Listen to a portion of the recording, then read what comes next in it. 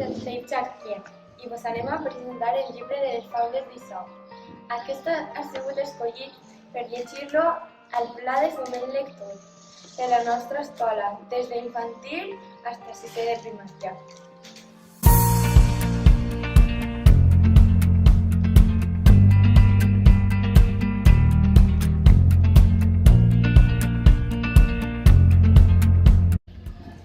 El llibre tracta de dos germans, Laia i Arnau, que sempre estan barallant-se per qualsevol cosa, i la seva àvia Virtu els conta les faules per a que reflexionen i facin les paus.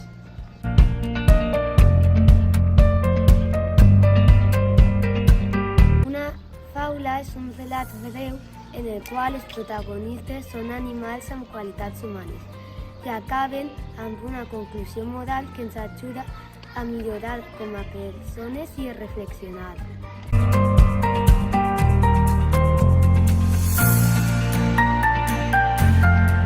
També inclou les il·lustracions per tal d'ajudar-nos millor a entendre la història.